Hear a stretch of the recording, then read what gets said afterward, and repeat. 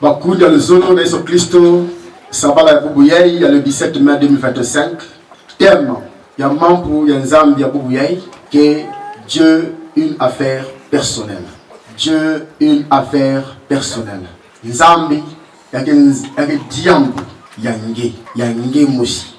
Alléluia. Amen. Ya wakanaka na coordinateur Miniwambai André et nzambi so bambula diaka ya moyo na kakati na beta beno balumbu yai et ni bubu yai nzambe zo la tia so bubakana nzambe zaba sam na iki ka mezo la ti ngeke sika na ngekele ngekuwa diambu yai.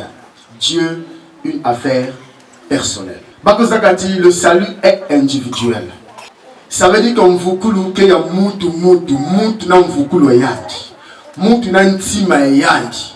Et nge aussi me kuiza na ntima nge mosi na volonté nge mosi na décision nge mosi. Kanake mutindu na tu es béni. Nge me kuiza pas pour que nge sabuwa iki bake ba masizunzila na entel. Wap mutindu entel mase yimbila wa mutindu mase binina. Mais nge me kuiza sam na nge mosi pour te yokusa kuyimbila nzambi nge kubini na nzambi nge kusala nzambi nge mosi na ntima nge nyonso. Alléluia. Amen. C'est ça le but. Dieu une affaire personnelle. Nzambi ke diambu ya nge mosi pa ya nge na mbage na kotia nge pa ya nge na papa ya nge una mama nge una baba na nge mais ke diambu ya nge mosi. Alléluia. Amen. Ils na mpanga nge Dieu une affaire personnelle. Dieu une affaire personnelle. Alors, Mambu beketanga na kata kanda ina ya Matthieu chapitre 22 verset 37 à 38. Madebaka diaka na Marc chapitre 8 verset 34. Bekebana donc na Matthieu 22 37 à 38. Lisons ce qui est écrit au nom du Seigneur. Jésus lui répondit: tu aimeras le Seigneur ton Dieu de tout ton cœur, de toute ton âme et de toute ta pensée. C'est le premier et le plus grand commandement. Alléluia. Amen. Marc 8, 34. Puis ayant appelé la foule avec ses disciples, il leur dit: si quelqu'un veut venir après moi, qu'il renonce à lui-même, qu'il se charge de sa croix et qu'il me suive.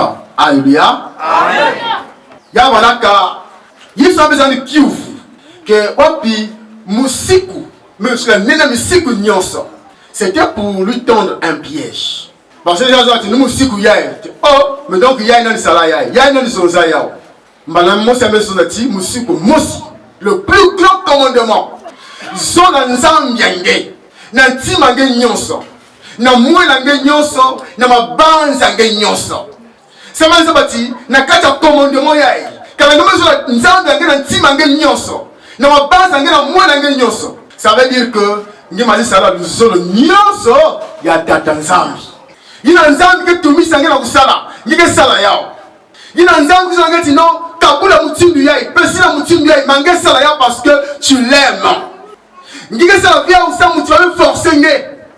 Mais ngime sala parce que ntima ngeme zula tata nzambi. Tout simplement. Mutindu ngena kuisa awa. Ngame sala me forcer nge pour ngeke kuisa. C'est me forcer pour ngeke kuisa l'église. Tu dois revoir ta position concernant ton amour envers Dieu. Amen. Mais moi, tu n'as même sur l'ensemble, il y a un timani nyoso. Priorité ni tata nzambi. Donc déjà la kati ya misabati kilumbu masike kilumbu sabala kilumbu ya nzambi. Et bien kilumbu na ba intel que fukanyaka na kusambi na nzambi ba. Non. Mais kilumbu ina nzambi ina sala kati mu exister ti kilokola yai. Mu fala ku tout le monde ntima programme na ntima ya munu. Pour que dès que nous mangeons comme un master suka, nous telama, nous coulons dans un peu de kembe sans kumboyanti. Nous coulons dans un peu de diamboyanti. Yiki quelqu'un qui sont aussi la mounou. Yiki vous font la kusala. Yiki vous font la kubika. Wa mutu wana kudiatila. Yiki quelqu'un nous sont loyanti. Et yiki kembe sa tête ensemble. N'a qui ngolo nyos de toute ta force, de toutes tes pensées et de toute ton âme. Amen. C'est ça, aimer ton Dieu. Et il n'a pas besoin de dire awa. C'est qu'on kumbo ensemble. Kunya le solo, il faut y toucher. Même si il y a un comportement, parce que tu as yimbi ba deux fois. Au lieu de Dasuka, mais il dit là, oh Seigneur, prends pitié de moi. C'est vrai que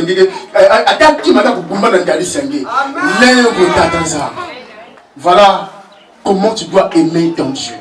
Parce que on a bien dit ici, Dieu, une affaire personnelle. Dis-moi, et en tant que ça, une affaire personnelle. Nous avons aussi que talent na sika enge. Nous avons qui avertir enge. Yangi ça on mouti no vous qui sangue. Nous avons mis talent na sika Noé. En ce temps-là, comme yimbi me côté na ndoto, ba tu me côté minkembo. Ya mouti na mouti.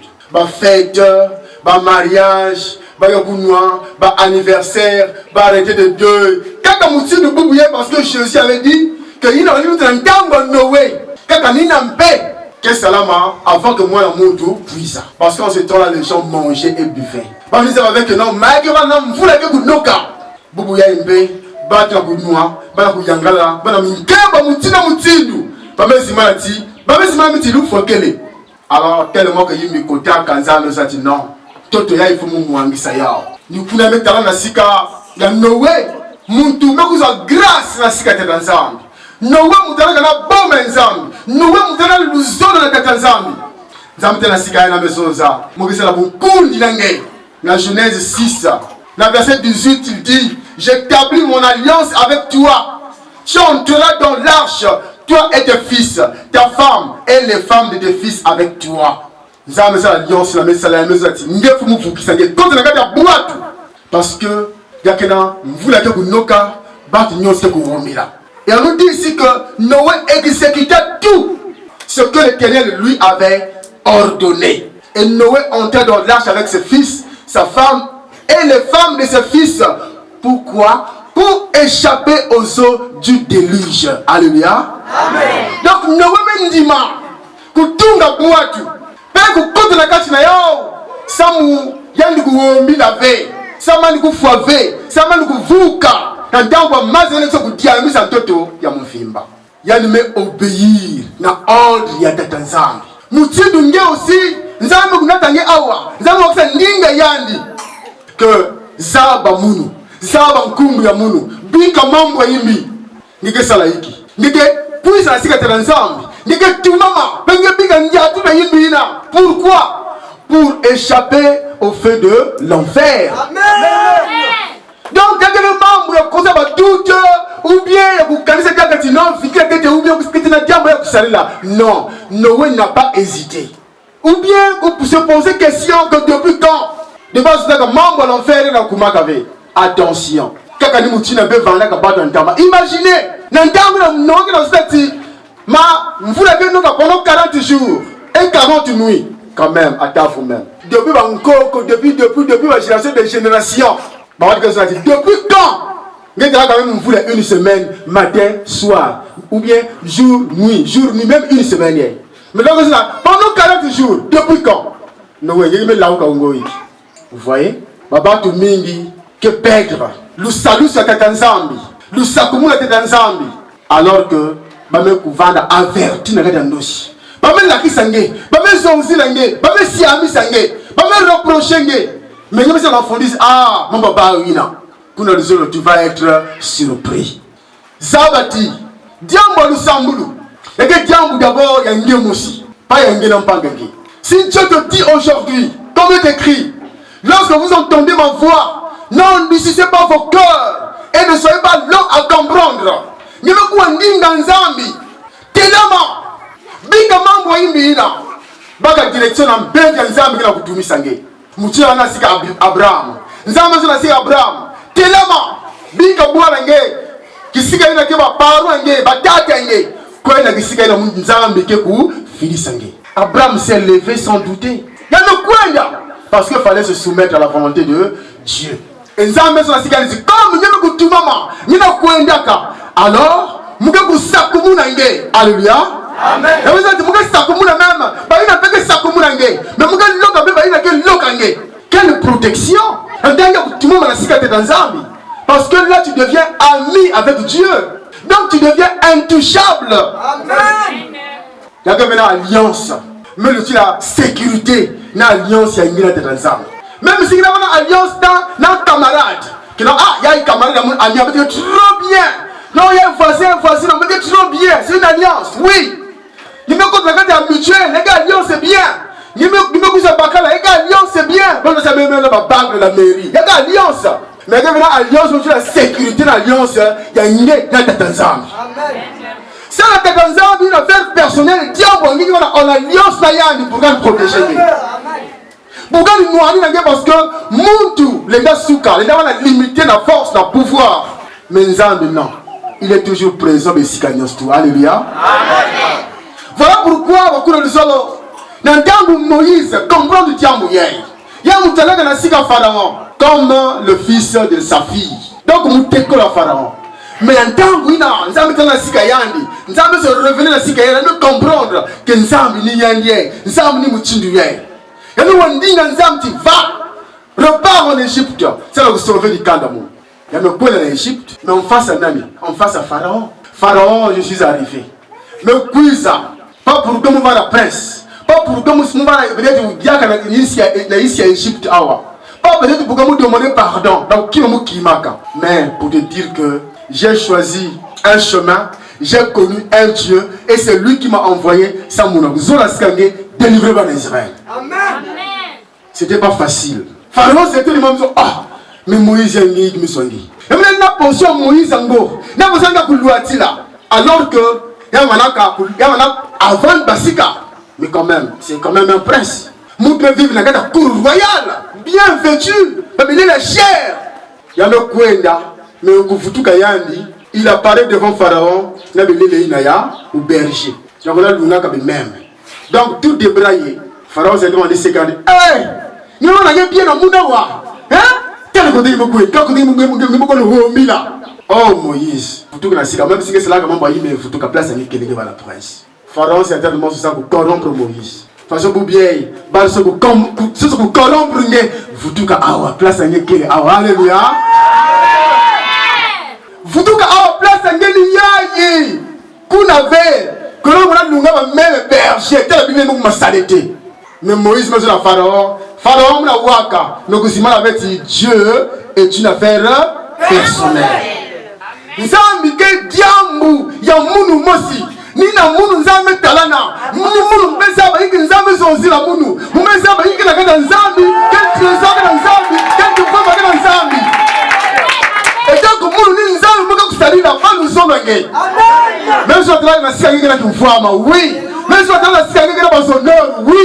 Nous allons la kata ngela sikanga ba protocole kele, ordre kele, nostu kele, mamu kele. Oui, Moïse, Moïse. Mais mon Dieu n'avait. Dieu est une affaire personnelle. Mouni, Nzambe Mugo Salila, Nzambe Tanga Sika Munu, Nzambe se révélé le Munu, Nzambe la maison la Munu, Père Munu, Père Munu, Nzambe Munu, Tima Munu Nyansa, la Timuna Munu Nyansa, Namoué la Munu Nyansa. Et Jésus a dit que celui qui veut être mon disciple, qui se charge de sa croix. Et il n'a pas de c'est Yandi. Il n'y et ni Koulousi n'a pas de Moïse, ni Koulousi n'a. Je vais garder les brebis. Tant mieux, oui. Mais pourvu que ça me donne la vie. Amen. Hébreux 10, verset 38 à 39. Que mon juste vivra par la foi. Mais s'il se retire, mon âme ne prend pas plaisir en lui. Nous ne sommes pas de ceux qui se retirent pour se perdre. Amen. Suivez bien. Nous ne sommes pas de ceux qui se retirent pour se perdre, mais de ceux qui ont la foi pour sauver leur âme. Amen. Ça veut dire quoi? Que se retirer pour qu'on va se perdre. Ça veut dire que même se retirer et tu es reparti dans le monde. Mais parce que Bantuina, garder qui nous. Pas de se mettre dans la place, hein, mais que garder qui nous. Ici on dit que de ceux qui ont la foi pour sauver leur âme. Ça veut dire que si le milieu est infecté, il faut que dégager qu'on a ça pour sauver moins la gueule. Dans Psaume 1, verset 1 à 3, il est écrit: heureux l'homme qui ne marche pas selon le conseil des méchants, qui ne s'arrête pas sur la voie des pécheurs, et qui ne s'assied pas en compagnie de moqueurs, mais qui trouve son plaisir dans la loi de l'Éternel et qui la médite nuit et jour. Il est comme un arbre planté près d'un courant d'eau qui donne son fruit en sa saison et dont le feuillage ne se flétrit point. Tout ce qui lui fait réussit. Alléluia. Donc c'est dit,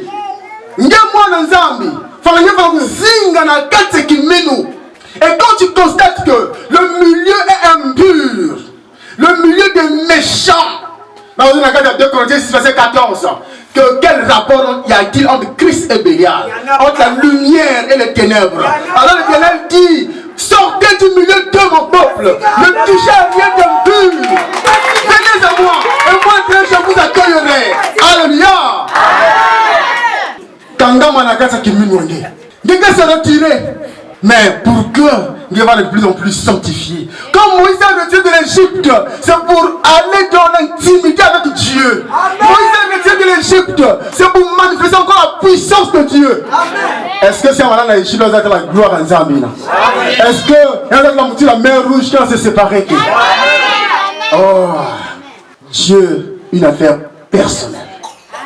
Mais la terme dans Zambie qui est affaire personnelle, Diambo Moscou dans le solo. Tu avais un tel qui n'a pas agi, qui n'a pas réagi pour que moi je la façon yandi. Il y a que moi je landa fait. Mais Diambo y a façon que Zambie n'est pas dans Zambie. Parce que Zambie n'a que Kedika. Parce que peut raison ça que une foi par imitation n'est pas la foi originale. Amen. C'est-à-dire qu'il met une imitation. Il y a des œuvres qui viennent au Sunga, mais juste. Nous imiter que rien. Tu ne peux pas imiter. Mais ça, nous avons tout mis. Abraham, ça, nous avons sacrifié moi, Isaac. Il imiter Nani. Adam. Nous avons aussi gagné. Moi, mais tant que nous avons courage de demander, ouais, façon Abraham Salaka, non, n'est facile, donc, il y a les âmes aussi qui y Salamoutin, il y a Salaka, moi, n'en fois, mes âmes, l'accent qui m'aime, et puis même un peu ça. Donc, c'est un peu moins c'est peut-être qu'il y a qui m'aime, ça me connaît. Est-ce qu'il y a quelqu'un qui m'aime, nous? Il y a qui m'aime piraté. Mais vrai qu'il nous, lorsqu'il y a un vide, nous avons ce membre que l'outil là, nous allons même quelque part. Mais nous avons pas agir. C'est ça la véritable foi. Moi de là, je vais service à guérison. Je vais malade, je vais toile. Ça c'est une foi par imitation. Tu n'auras pas la guérison. Alléluia. Il ne faut pas attendre. Quand je vais recevoir appel à Nzambi, pour le Zolo, Lakisa, que vraiment je me suis dit, Seigneur, tu m'as appelé et me voici pour faire ton service, pour faire ta volonté. Et dans le temps que je là, nous côté maintenant que moi Nzambi confirmé. Bas habitude aussi à Yimbi parce qu'il est écrit dans Jean 1, verset 12. Mais à tous ceux qui l'ont reçu, à ceux qui croient en son nom, elle a donné le pouvoir de devenir enfant de Dieu. Alléluia. Amen. Donc, il y a un Nzambi. Il y a un Nzambi. Vous savez, ça va au pouvoir, ça veut dire que Moussa n'a pas la carte à maintenant, nous aussi, se demander la carte à dans quel but? Nzambi soli la mounou. Et là qui le colle est-ce que Nzambi soli la mounou pour que nous vendons un chrétien ivrogne? Pose-toi la question. Est-ce que Nzambi soli la mounou pour devenir enfant de Dieu? Nzambi soli la à ceux qui l'ont reçu, il leur a donné le pouvoir de devenir enfant de Dieu. Papa, tu n'as qu'à vous faire dire là. Maintenant, il se pose une question. Nous avons mis ça la mounou. Même pour que la mounou ait dit bon du yaï. Nanzi la yaï a kusungama. C'est pour que vous voyez maintenant un chrétien ivrogne. Ou bien pour que vous voyez un chrétien qui frappe sa femme. Donc, il y a un bakala, il y a un chrétien. Mais il y a un qui boule à Kentwange. Kentwange, vous avez un souka, vous avez un film. Vous avez demandé, aïe quoi, tu me donnes la porte. Mais on dit, Marie aimait vos femmes. Mais il y a par la verset que Marie battait vos femmes. Est-ce que vous avez besoin de ça? Non. Regardez, tu as dit, torturé à lever. Parce que nous avons la crise s'appelle Lumbouyay. Nous avons la crise que il y a que la batuna qui la boula que va qu'être bas. Le monde nous a mis sur la veille, mouti de rien. Attention, nzambi ke sensible na bas être faible. Façon bas orphelin, bas faible, sans protection. Bas veuve qui est faible, sans protection. Bas kend aussi qui est faible, sans protection. Maintenant il y a boula mouche il a sans protection. Ça veut dire nzambi m'a touché. Sois aimable. Alléluia. Amen. Yamana beti nyamutu nzambi me kubokila. Bonga kubana chrétien mwana nzambi nzambi na kelika. Bon, ni a maintenir ndiaklo ndia yimbi, ni na kada dibundu nzambi. Voilà pourquoi Papa Kezati me bika yinza, me kuna dibundu nzambi. Mais me kukuta na yinza na kada dibundu nzambi. Donc j'ai quitté le monde, je viens dans l'église, je suis venu trouver le monde dans l'église. C'est ça. Et Dieu dit, à cause de vous, mon nom est blasphémé parmi les païens. Parce que là, salut nous kembo TV. Donc si l'anganda, il y a un c'est quoi la machine moyenne, nous qu'est-ce que nous tue, il y a le quiz à un quand on motive l'impudicité. Si l'anganda, vous soulez quel est, il y a le quiz à la du bon vous soulez quel est. Le monde est rentré dans l'église. Si l'anganda, pas colère, rancune, pas colère, il y a que soit nous pouvons avoir. Il y a des bons aussi, ma frère, ma soeur, que soit que tonga sana. Le monde est rentré dans l'église. Alors que il y a c'est vrai que le blé, l'ivraie, les secoirs ensemble. Mais il y a encore un blé, ivraie, blé. Parce que et Dieu étant une affaire personnelle, il y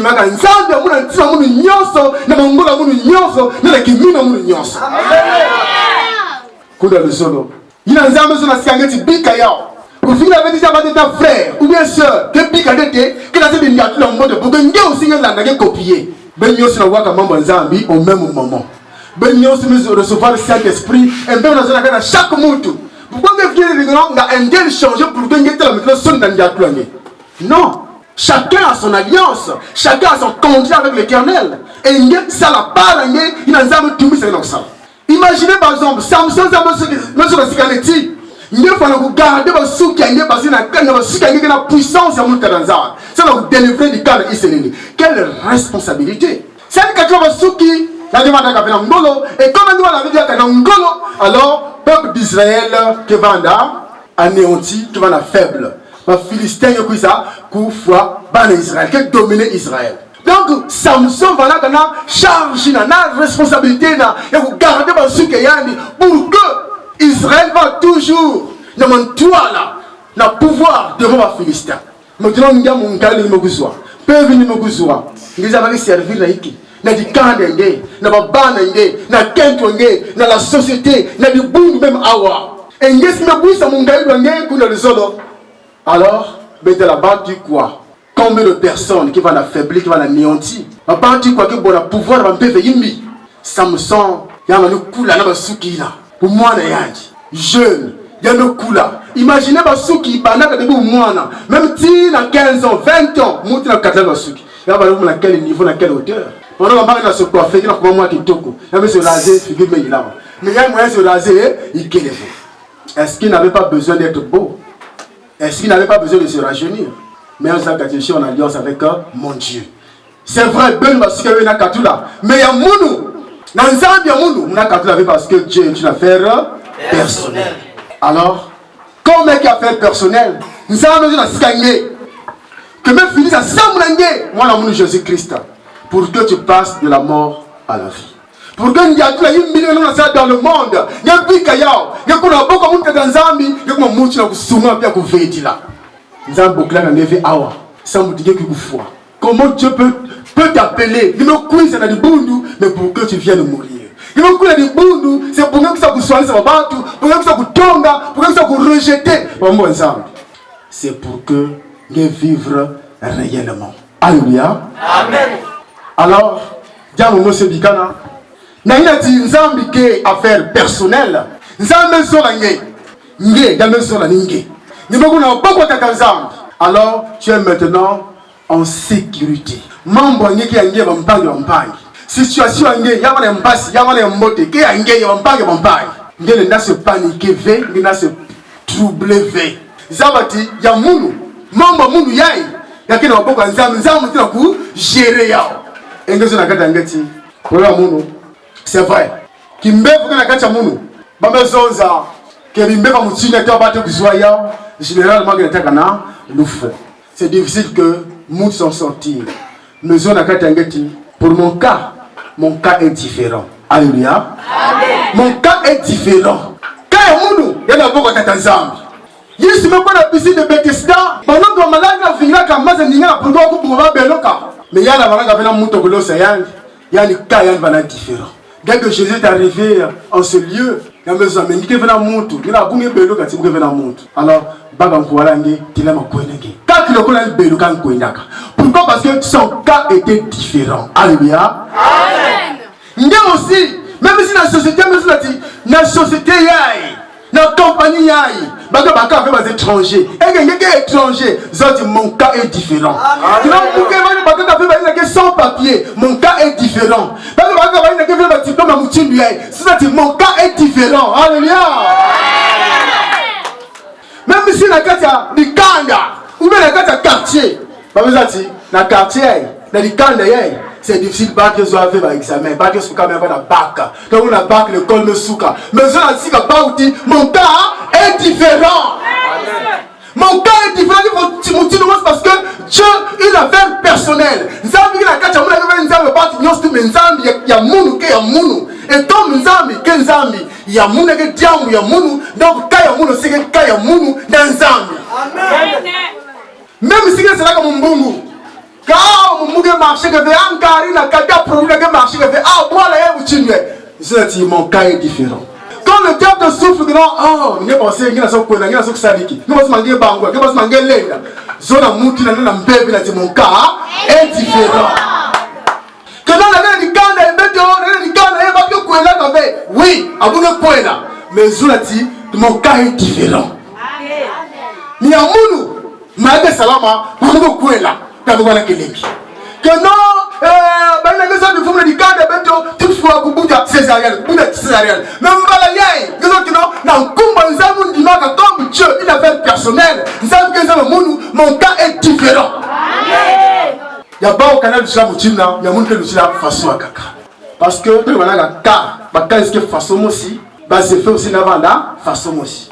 Mais si, cas qui est différent, c'est fait aussi avant là, différent. C'est ça. Dieu est une affaire personnelle. Alors, Kunda le solo, reste focus. Focalisez dans Nzambe, il y a une appel, il y a un magasin qui est dans Nzambe. Sur ça, recherchez volonté à Nzambe.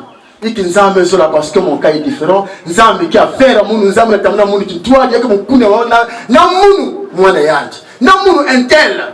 Kungwange. Donc parce que Nzambe Zabangé. Qu'est-ce que Seigneur tu veux que je fasse? Et tu restes fidèle. Et quand c'est comme ça, il y a un problème. Pour gagner un pic, on il faut montrer un pasteur ou des pères surveiller. Non, c'est pas ça. Même il y a un mais toi, comme Dieu est une affaire personnelle, il y a quand même toujours vendre fidèle dans ta casa. Quel que soit, quel que soit quoi, quel que soit le bruit, quel que soit le moment où se soulever, mais il y a je reste attaché à lui, fidèle à lui. Et vous savez, il y a un monde qui va vendre.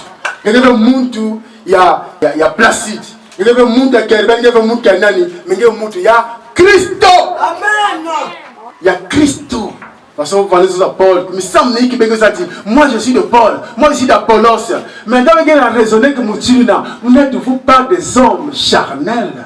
Non. Moi, dans Zambie, qui va avoir une appartenance. Que j'appartiens à un groupe d'individus, mais tu appartiens à Dieu seul, parce que Nzambi est une affaire personnelle. Jambu yange mosi, Nzambi yange mosi, yange na timange na yo fungulaka na kuzola yan na mwana yange nyostu na mongola yange nyostu. Alléluia. Merci que Dieu vous bénisse.